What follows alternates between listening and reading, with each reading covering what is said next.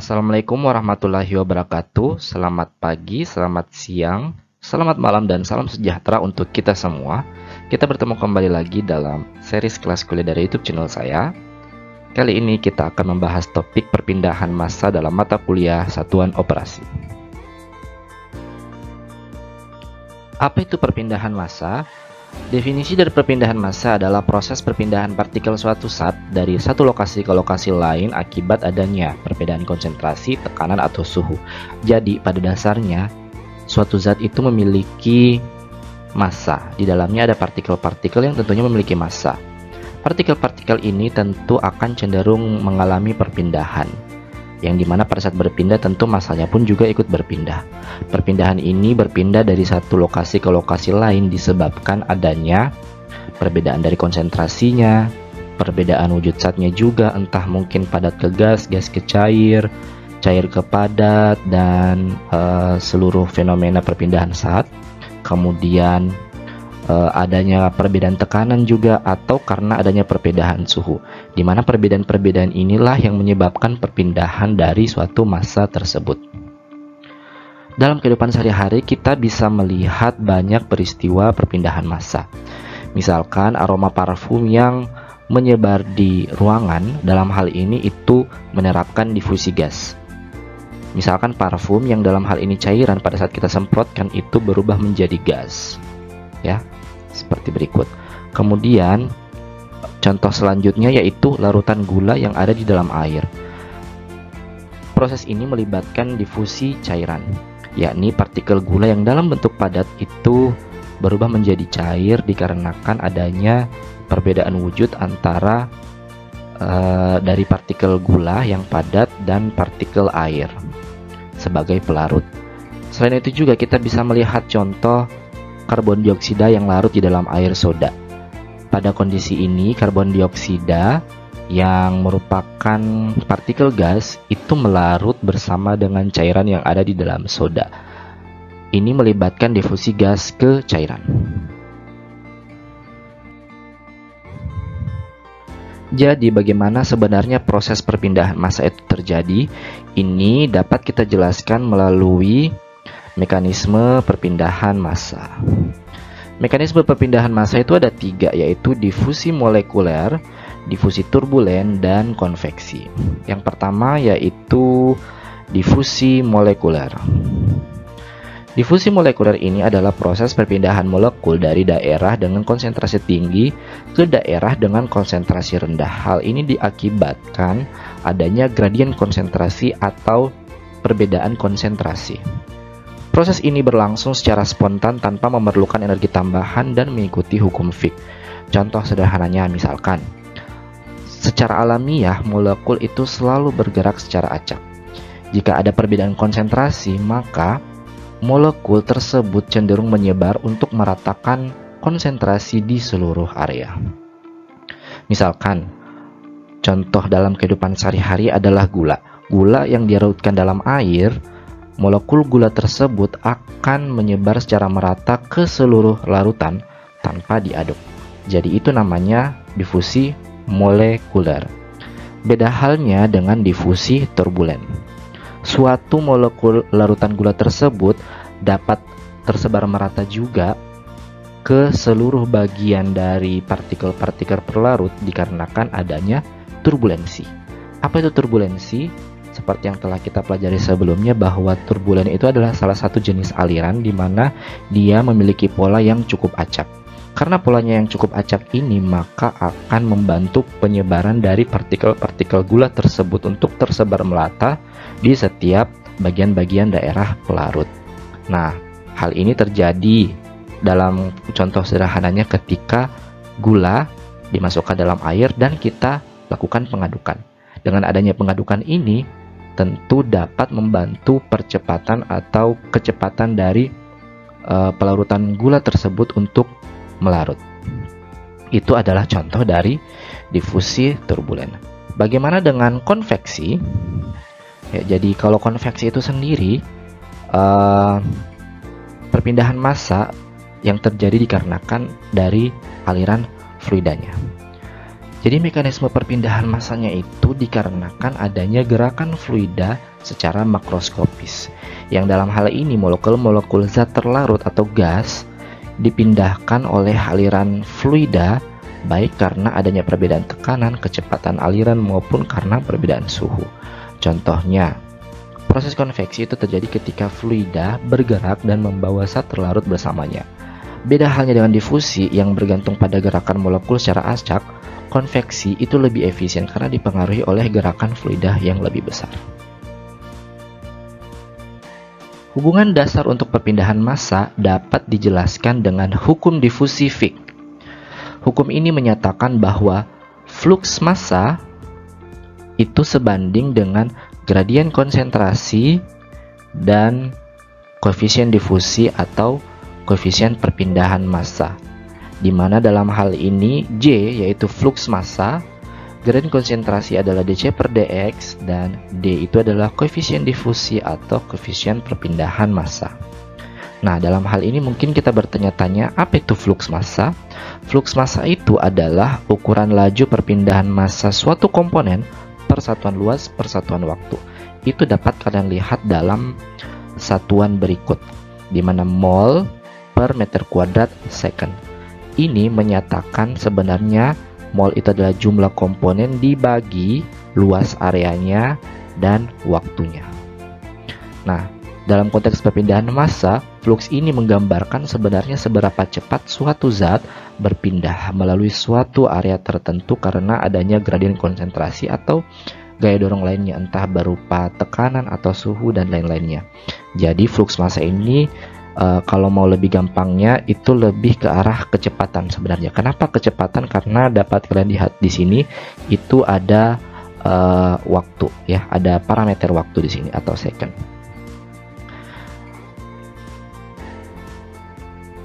Nah, apa juga yang dapat kalian lihat di sini ya?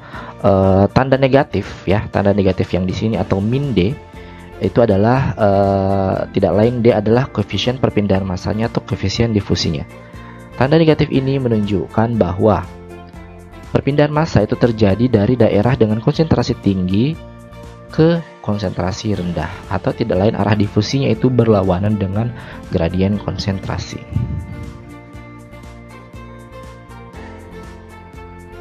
Jadi untuk menghitung perpindahan massa itu kita butuh 3 data berdasarkan hukum Fick pada slide sebelumnya, yaitu kita butuh fluks massa, koefisien perpindahan massa, dan driving force.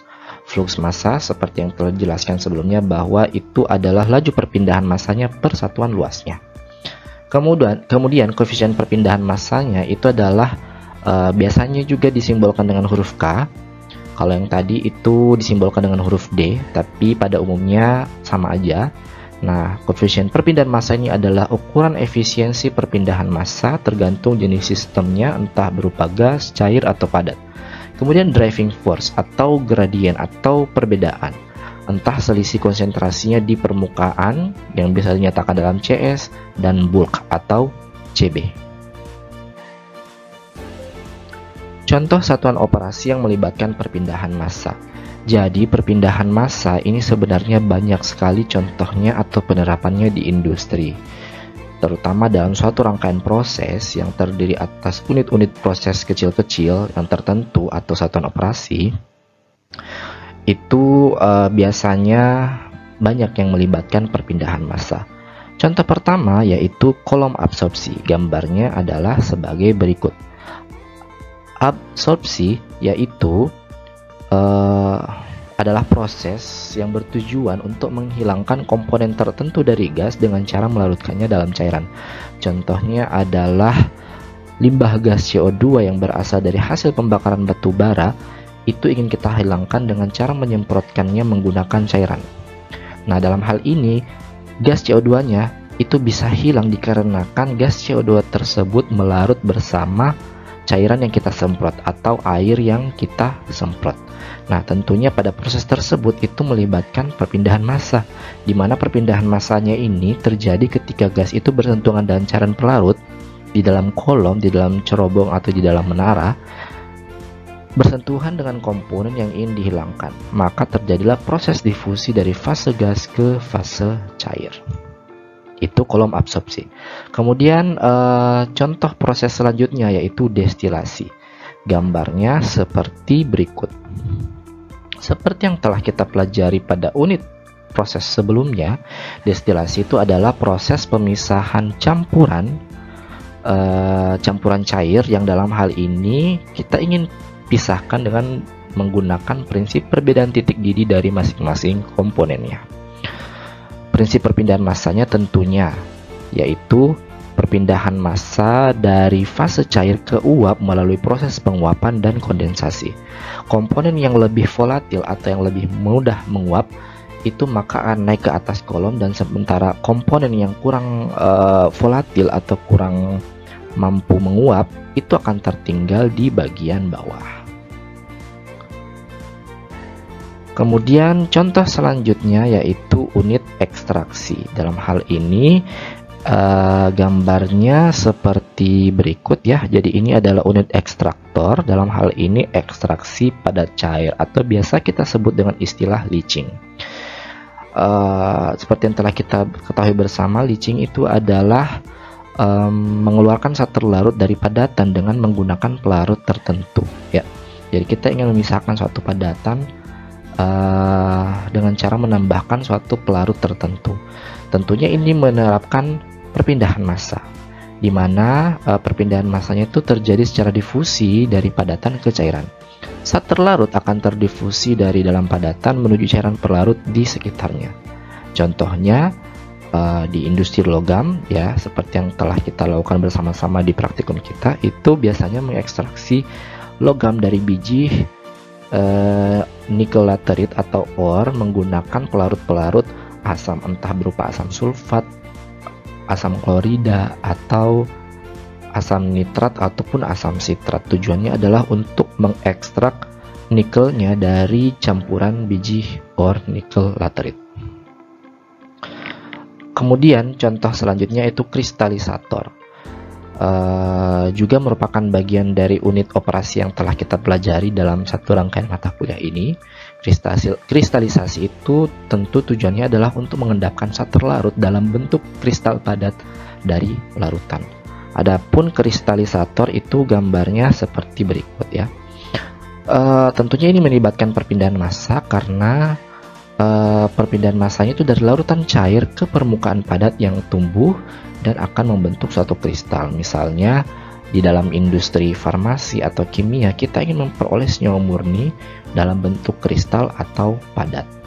Air yang mengandung garam, kita ingin peroleh garamnya, maka kita panaskan pada suhu tertentu hingga diperoleh kristal NaCl atau kristal garamnya. Itu adalah contoh dari kristalisator. Kemudian contoh selanjutnya pada unit pengeringan, pengeringan atau dryer, ini juga tentunya melibatkan proses perpindahan massa. Pada pengeringan atau dryer itu tentu tujuannya adalah untuk menghilangkan kelembapan atau menghilangkan kadar air pada suatu bahan yang padat dengan cara diberikan pemanasan atau diuapkan. Nah, tentunya ini terjadi perpindahan massa di dalamnya. Perpindahan massanya terjadi dengan cara perpindahan massa uap dari bahan basah ke udara atau gas panas di sekitarnya. Ini dapat terjadi pada beberapa alat-alat proses pengeringan, entah pengeringnya berupa pengering oven, pengering yang disemprot atau spray dryer, pengering rak atau rotary dryer, pengering berputar dan sebagainya. Itu biasanya melibatkan proses perpindahan massa. Dan masih banyak lagi sebenarnya unit-unit proses yang melibatkan perpindahan massa. Mungkin kalian ingin memberi contoh selain dari apa yang sudah saya jelaskan dari 5 contoh berikut.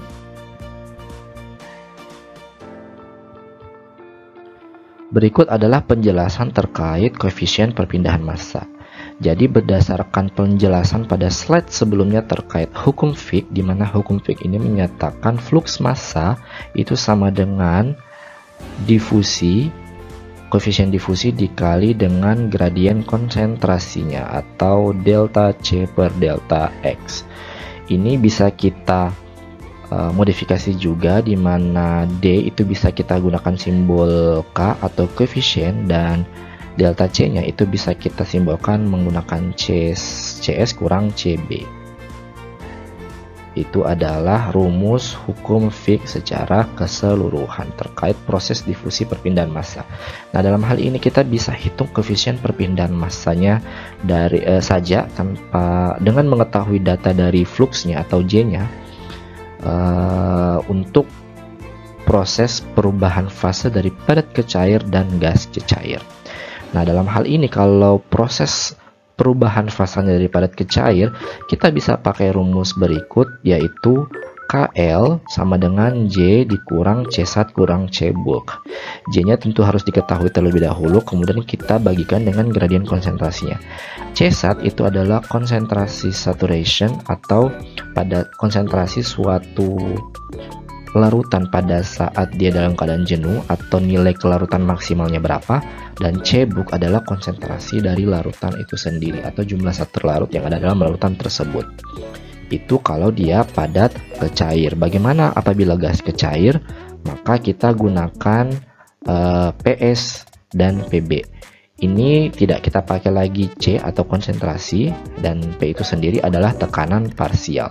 Jadi tekanan gasnya, karena dia adalah gas, maka data tekanan yang kita butuhkan. Di mana PS ini adalah tekanan parsial dari komponen A itu sendiri dikurangi dengan tekanan pada saat dia dalam keadaan setimbang atau equilibrium. Ini adalah rumus untuk menghitung koefisien perpindahan massa secara umum.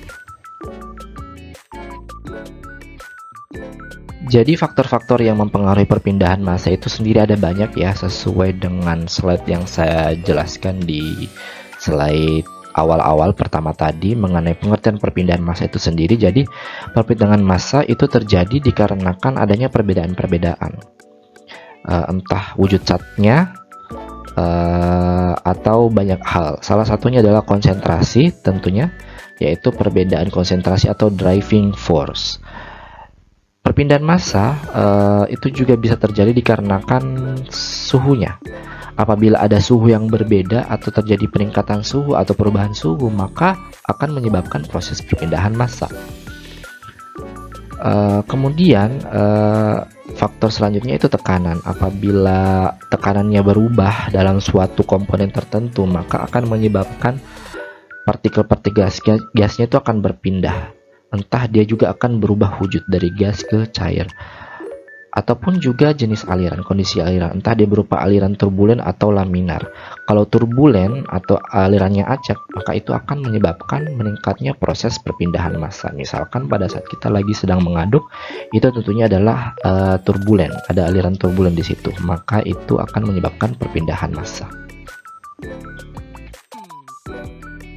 Baik, kita beralih ke contoh soal terkait perpindahan massa, di mana saya akan memberikan contoh soal tentang hukum Fick ya. Gas oksigen berdifusi melalui suatu lapisan membran dengan ketebalan X, yaitu 0,01 meter ya. Jadi ada suatu gas oksigen berpindah dari pada jarak 0,01 meter. Konsentrasi gas di sisi pertama membran adalah C1, yaitu 2 mol per meter kubik, dan di sisi keduanya yaitu 0,5 mol per meter kubik. Koefisien difusi gas oksigen tersebut adalah 1,5 kali 10 pangkat min 5 meter kuadrat per second. Pertanyaannya, hitunglah fluxnya atau nilai J-nya yang telah melalui membran tersebut.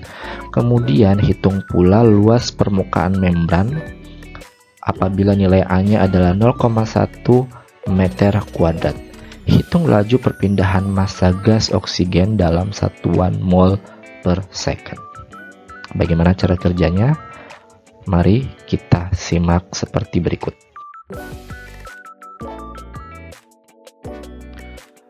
Baik, jadi penyelesaiannya seperti apa?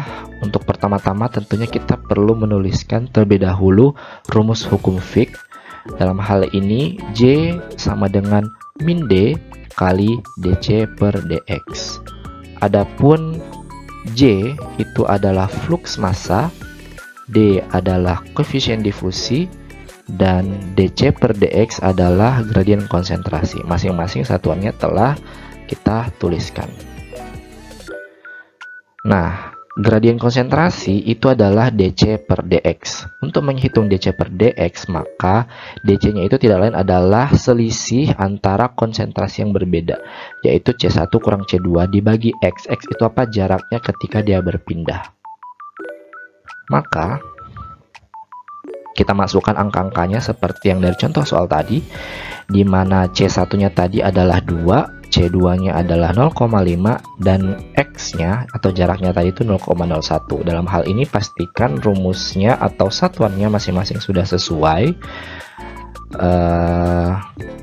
Apabila kita masukkan 2 dikurang 0,5 dibagi 0,1, maka diperolehlah 1,5 dibagi 0,01 dan diperoleh dc per dx-nya atau gradien konsentrasinya yaitu 150 mol per meter pangkat 4. Kemudian pertanyaan selanjutnya, berapakah fluksnya ya?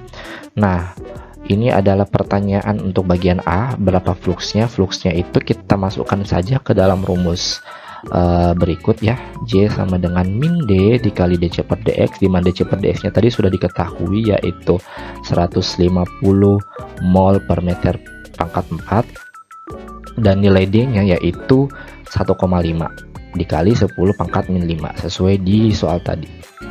Sehingga kita masukkan saja nilainya dan diperolehlah fluksnya yaitu 2,25 kali 10 pangkat min 4 mol per meter kuadrat dikali second. Ini adalah laju perpindahan massanya per satuan luas dari membran gas oksigen.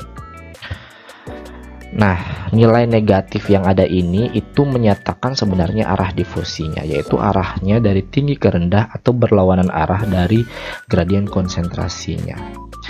Dan diperoleh nilai akhirnya itu berikut, min 2,25 kali 10 pangkat min 3.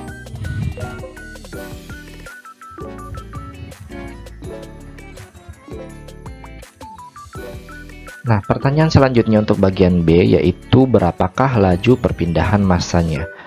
Laju perpindahan massa ini berbeda dengan J ya. Kalau laju perpindahan massa entah kita mau beri simbol apa saja bisa, tapi dalam hal ini kita beri dia simbol N. Kalau flux massa itu simbolnya J. Ingat kalau laju perpindahan massa itu simbolnya atau satuannya adalah mol per second. Jadi ada berapa banyak partikel yang berpindah dalam satuan waktu. Sedangkan J itu adalah mol per meter kuadrat second atau berapa banyak partikel yang berpindah per satuan luas dan waktu ya. Nah, sehingga untuk mengetahui berapa banyak mol per secondnya ini, apabila J-nya diketahui, maka kita kalikan dengan A atau luas permukaan. Dalam hal ini di soal tadi menyatakan bahwa luas permukaan membran itu adalah 0,1 meter persegi atau meter kuadrat. Jadi ini adalah nilai A. Itu beda dengan nilai X yang ada di soal tadi. Kalau nilai X itu adalah berapa tebal dari membrannya yang akan dilewati si gas oksigen tersebut. Sedangkan nilai A itu adalah luas permukaan yang akan dilewati atau area yang akan dilewati oleh si oksigen tersebut untuk berpindah atau berdifusi ya. Dan ini nilainya berbeda. Tentu beda satuan juga. Kalau A itu meter kuadrat, kalau X itu atau ketebalan cukup meter aja ya, tidak pakai pangkat kuadrat. Nah, dalam hal ini ya, kita bisa menghitung berapa nilai N-nya atau laju perpindahan massanya. Laju perpindahan massanya tentunya cukup dengan menggunakan rumus N-nya cukup mengalikan J-nya dikali dengan A-nya ya. Kenapa bisa seperti itu? Dikarenakan ingat kalau J-nya kan itu mol per meter kuadrat dikali second, sedangkan A-nya itu adalah meter kuadrat. Ini dan ini bisa kita coret sehingga bisa menghasilkan mol per second. Mol per second ini tidak lain adalah nilai N atau laju perpindahan massa. Jadi jumlah partikel yang berpindah per satuan waktu, bukan jumlah partikel per satuan luas area dan waktu. Nah, sehingga dengan menggunakan rumus ini kita cukup substitusi saja karena tadi kebetulan nilainya sudah diketahui, di mana nilai J-nya adalah 2,25 kali 10 pangkat min 3 dan nilai A-nya juga diketahui di soal 0,1, maka dikalikan hasilnya adalah diperoleh nilai akhir seperti berikut. Itulah laju perpindahan massanya.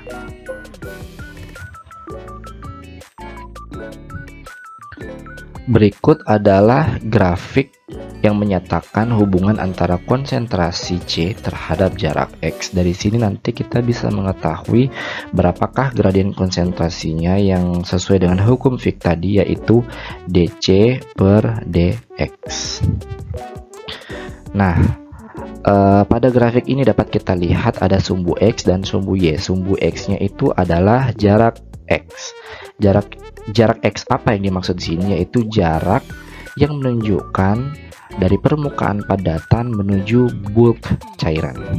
Nilainya itu dimulai dari 0 sampai 10 cm.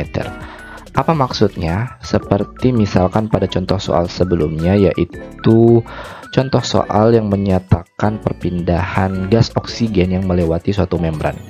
Membran itu digambarkan seperti berikut, yaitu lapisan ya. Nah, gas oksigennya itu akan berpindah dari sisi sini ke sisi yang satunya lagi. Sisi yang pertama kali menyentuh membran atau permukaan padatan disebut S atau surface ya. Ini surface. Sementara yang jauh dari surface atau sisi paling terakhirnya itu dinyatakan sebagai bulk atau kita beri simbol B. Nah, jarak yang dimaksud ini adalah dinyatakan dalam nilai X. Sumbu X-nya itu adalah 0 sampai 10, jaraknya dari surface ke bulk ya. Dari sisi awal permukaan sampai bagian akhirnya si gas oksigen itu atau partikel oksigen itu. Bagian paling akhir dari si membran itu. Nah, itu sumbu X. Bagaimana sumbu Y-nya? Sumbu Y-nya yaitu konsentrasi larutan.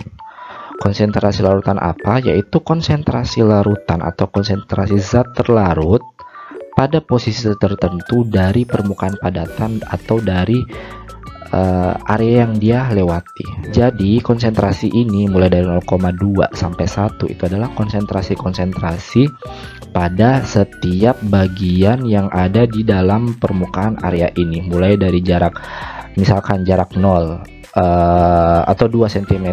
Jarak 2 cm itu berapa sih jumlah gas oksigen yang ada di situ pada saat dia berusaha lewat? Oh, ternyata bisa kita lihat di sini itu 0,85 molar ya, atau mol per liter. Nah, itulah makna dari konsentrasi C ini atau sumbu Y ini. Jadi konsentrasi pada setiap bagian sisi permukaan padatan yang akan dilalui. Nah, konsentrasi permukaan atau C surface itu dinyatakan pada yang ini, garis hijau ya. Garis hijau ini nilainya cukup tinggi, yaitu 1. Kenapa 1? Karena dia mengalami kontak langsung dengan padatan pertama kali, seperti pada gambar berikut ya.